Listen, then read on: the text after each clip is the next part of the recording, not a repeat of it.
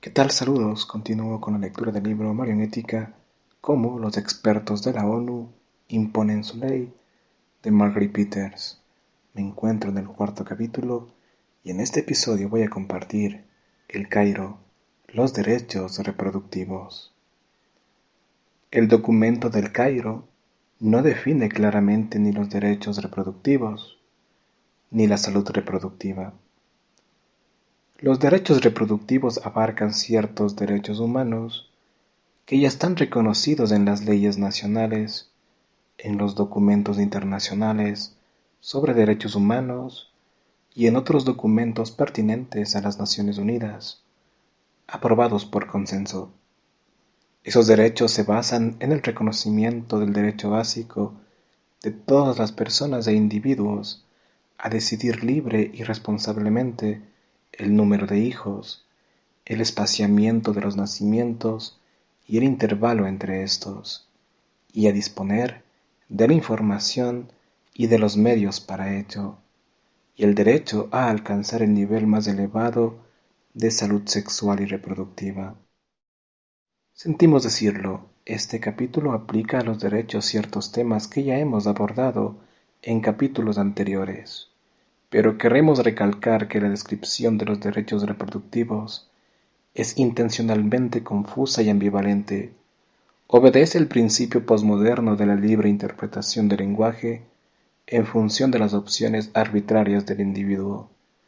No especifica qué derechos reconocen ya las leyes nacionales, documentos internacionales y documentos aprobados por consenso a los que se refiere, ni de qué documento se trata, ni si el derecho a alcanzar el nivel más elevado de salud sexual y reproductiva equivale a lo que los grupos de presión homosexuales entienden por derechos sexuales, es decir, el derecho a elegir orientación sexual, entre otros.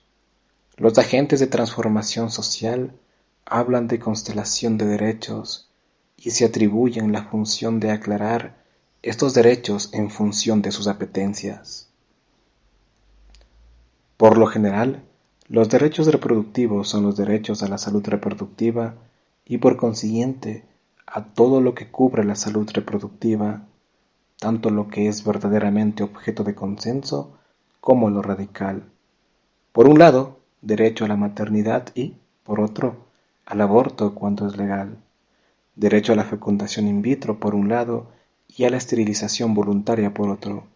A la sexualidad en el marco del matrimonio por un lado y al libertinaje por otro. Los derechos reproductivos implican tanto luchar contra las mutilaciones genitales femeninas, los matrimonios precoces o forzosos, la poligamia, la discriminación fundada, el incesto, la violencia contra la mujer, los abusos sexuales, la prostitución forzosa, la falta de acceso a la educación para las niñas y madres jóvenes o el tráfico de mujeres, como a favor de la mundialización de la liberación sexual. Pero como los derechos reproductivos se dirigen a parejas e individuos y no a los padres, es evidente que han sido concebidos ante todo para ser reivindicados fuera del marco del matrimonio. La nueva ética prevalece. Todo está permitido mientras haya consentido mutuo y seguridad, excepto la seguridad del niño por nacer. Al igual que la salud reproductiva, los derechos reproductivos tienen dos componentes: el derecho a acceder a la información y a la educación por una parte y el derecho a los servicios por otra. El Plan de Acción del Cairo precisa que la promoción del ejercicio responsable de los derechos reproductivos debe ser la base fundamental de las políticas y de los programas de la salud reproductiva de los gobiernos y de las comunidades, una consecuencia práctica del enfoque centrado en los derechos. Los derechos sexuales. El Cairo no habla explícitamente de derechos sexuales como tales, pero su pseudo-definición de derechos reproductivos incluye el derecho a la salud sexual.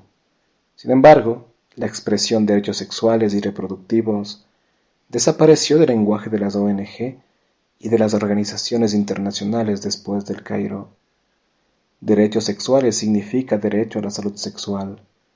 De modo general, se puede afirmar que los derechos reproductivos son conceptos más operativos y técnicos, acceso a la información y a los servicios, que los derechos sexuales, que son más ideológicos, hedonismo, derecho al placer, independiente de la condición marital o orientación sexual.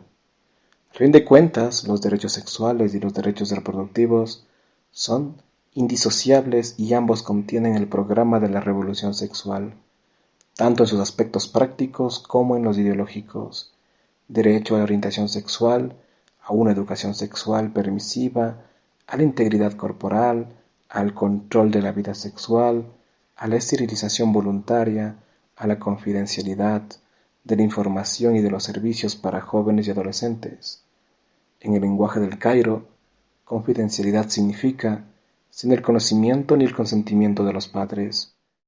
El derecho a determinar nuestro propio comportamiento sexual, a protegernos contra las enfermedades de transmisión sexual y contra los embarazos no deseados, a promover la salud sexual y reproductiva, a elegir pareja, a planificar nuestra familia, a tener relaciones extramatrimoniales, a no sufrir ningún tipo de discriminación, coerción o violencia en nuestra vida sexual y en nuestras opciones sexuales, a abortar sin riesgos en aquellos lugares donde el aborto sea legal, a recibir y exigir igualdad, consentimiento pleno, respeto mutuo y responsabilidad compartida en las relaciones sexuales consensuales, a tomar decisiones en materia de procreación, número de hijos, momento, intervalo entre hijos, a acceder libremente a la información, a la contracepción y a otros medios para ejercer nuestro derecho a elegir, a tener relaciones sexuales placenteras, a acceder a los cuidados de salud reproductiva, aunque existan dificultades financieras. Los defensores de los derechos sexuales y reproductivos están de acuerdo en reconocer que su contenido puede ir cambiando en función de las nuevas posibilidades que se vayan presentando. Algunos reivindican públicamente el derecho a un aborto sin riesgos, accesible y legal en todas las partes del mundo, que se reconozca como derecho de la mujer y por lo tanto como derecho humano fundamental. Los derechos sexuales y reproductivos, rodeados de controversia, no han pasado a formar parte del derecho internacional. Sin embargo, en la práctica, la interpretación de los derechos humanos fundamentales y universales está dominada por el poderosísimo lobby de la revolución erótica mundial. Sus agentes luchan sin descanso en este sentido, utilizando vías indirectas y subterráneas. Argumentan que los derechos sexuales y reproductivos están incluidos en los derechos humanos universales desde su origen y que ellos se limitan a aclarar cuáles son. Según su lógica evidente, los derechos humanos incluyen los derechos de la mujer, de los niños, de los minusválidos, de las poblaciones indígenas. A su vez, estos incluyen los derechos sexuales y reproductivos, que incluyen el derecho al aborto sin riesgos, y a todos los derechos que hemos indicado en el párrafo anterior.